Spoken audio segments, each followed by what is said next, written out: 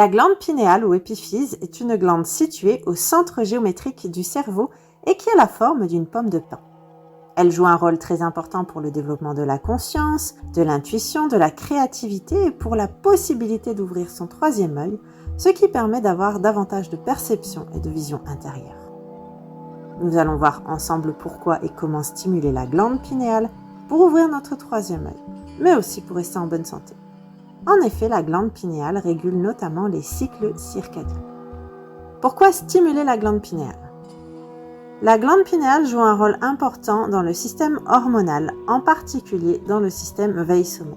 En effet, elle produit la mélatonine, le 6-méthoxyharmalan et la valentonine. Cette dernière hormone a été découverte par Jean-Bernard Fourtillan en 1994. La mélatonine permet d'éviter la destruction des neurones par les radicaux libres, car elle les piège. Le 6-méthoxyharmalan permet de rester en état de vigilance. La valentonine est quant à elle la véritable hormone du sommeil. Si ces hormones ne sont pas produites de manière suffisante, il est possible d'avoir des troubles du sommeil, mais également d'autres pathologies. On note parmi celles-ci la dépression, la maladie de Parkinson ou d'Alzheimer. Au contraire, si ces hormones sont produites à l'excès, il y a un risque de troubles psychotiques. Voilà pourquoi prendre soin de notre glande pinéale est essentiel. Cependant, on la connaît souvent davantage pour ses capacités intuitives et extra-lucides qu'elle favorise. Voyons le rôle que joue la glande pinéale dans le développement des capacités psychiques. La glande pinéale constitue bien un troisième œil puisqu'elle possède des cellules nerveuses identiques à celles des cellules de la rétine. Elle est aussi constituée de cristaux d'apatite qui, sous la pression d'ondes électromagnétiques, produisent de la lumière et permet de capter l'information transportée par cette dernière. C'est ce que l'on appelle le phénomène de piézoluminescence. On comprend ainsi pourquoi elle permet le développement de l'intuition et d'autres capacités psychiques. Malheureusement, celle-ci est souvent altérée par le fluor, le calcium, les ondes électromagnétiques. Voyons donc comment la nettoyer et la stimuler pour qu'elle puisse faire profiter de ses bienfaits. Comment nettoyer et stimuler la glande pinéale ? Il convient tout d'abord de penser à la décalcifier. Le fonctionnement de notre glande pinéale a en effet beaucoup été attaqué suite à la pulvérisation de métaux lourds via les chemtrails et l'ajout de fluor et de calcium dans l'eau et certains aliments. Ceci entraîne la calcification et son mauvais fonctionnement, c'est pourquoi il est important de la décalcifier. Pour ce faire, certains aliments et compléments alimentaires peuvent être utiles, notamment la zeolite, les aliments de couleur verte, la coriandre, les algues séchées, etc. Vous pouvez retrouver une liste complète dans mon livre « Ouvrir les portes de votre intuition ». Mais de manière générale, la glande est friande d'aliments alcalins avec des propriétés antioxydantes. Par ailleurs, le fait de dormir dans le noir complet permettrait de la décalcifier grâce à la production de mélatonine. De plus, le fait de vous exposer au soleil à l'aube, phénomène de sun gazing, la décalcifierait via la production de sérotonine. Évitez enfin de boire de l'eau du robinet et tout aliment enrichi en calcium et en fluor. Vous pouvez maintenant, pour la stimuler, utiliser des fréquences adéquates.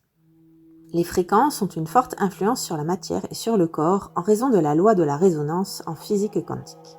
Vous pouvez retrouver davantage d'informations sur ce point en regardant ma vidéo sur le solfège sacré que je vous mets en descriptif de cette vidéo. Elles peuvent donc agir de la même manière sur la glande pinéale et la stimuler. On conseille en général le 963 Hz. Mais les sons binauraux peuvent également se montrer efficaces, notamment pour entrer en état de transe. Enfin, le simple fait de réciter un mantra sur une note unique pourra également être efficace via la stimulation du palais de cristal. Il est composé de l'hypothalamus, de l'hypophyse et de la glande pinéale. Enfin, vous pouvez aussi tout simplement tapoter votre front au-dessus du nez, juste entre vos deux yeux, car les vibrations ainsi produites permettront de stimuler la glande, mais aussi l'hypophyse, ce qui active le palais de cristal. Il peut être aussi intéressant de pratiquer ce qui va vous mettre en joie et en état de détente. Ce peut être méditer ou pratiquer un sport, dont le yoga, ou juste rire et sourire car la détente favorise l'augmentation du flux sanguin et la production d'hormones libérées au niveau du palais de cristal qui favorise la stimulation de la glande. Notons également que ces belles sensations vous permettent d'être heureux et dans l'amour, ce qui active le chakra du cœur et permet d'avoir des vibrations beaucoup plus hautes et un champ électromagnétique amplifié. Or, la stimulation de la glande pinéale répond au champ électromagnétique. Alors n'hésitez pas à vous faire plaisir pour être dans de belles émotions positives. Mais vous pouvez aussi pratiquer les respirations de Joe Dispenza pour pouvoir stimuler votre glande pinéale. Laissez-moi vous présenter l'exercice respiratoire préconisé par Joe Dispenza pour stimuler et activer votre glande pinéale. Celui-ci vous permettra de devenir super conscient. Voyons tout d'abord comment elle fonctionne avant d'envisager sa réalisation.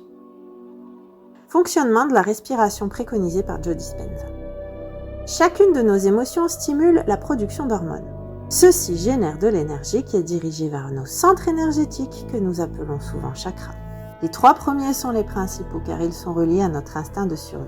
Le but est de faire remonter l'énergie de ces 3 centres, chakra racine, sacré et plexus solaire, vers le cerveau. C'est pourquoi, vous le verrez, les muscles du bas de l'abdomen et le plancher pelvien jouent un rôle essentiel. Lorsque nous inspirons, les sutures du crâne s'ouvrent légèrement et le sacrum fléchit vers l'arrière. Ceci permet au liquide céphalo-rachidien de circuler. Au contraire, à l'expire, les sutures se referment. Le sacrum revient en place, ce qui permet à ce liquide d'aller vers le cerveau. Le liquide céphalo-rachidien est composé de sel, protéines et solutions produisant une charge électrique. À l'inspire, les molécules électriques sont accélérées, ce qui permet la création d'un champ d'inductance. Autrement dit, ceci permet à l'information d'aller au cerveau vers le corps et vice-versa. Le système sympathique fusionne alors avec le système parasympathique. L'énergie se dirige vers le cerveau limbique, ce qui active la glande pinéale. Les métabolites sont alors produites et le cerveau devient super lucide, super conscient. Lorsque l'énergie est libérée, la glande pinéale envoie un signal à l'hypophyse. Cela libère l'ocytocine et la vasopressine, d'où un sentiment d'amour et de bien-être. La pression intra-abdominale entraîne une pression sur les cristaux de carbonate de calcium contenus dans la glande pinéale. Ce phénomène permet la piézoluminescence. La glande devient donc sensible aux fréquences. Elle devient une antenne qui permet d'avoir des visions intérieures, notamment via la production de DMT. Comment réaliser cette respiration ? Il faut tout d'abord commencer par trouver un endroit calme où vous ne serez pas dérangé.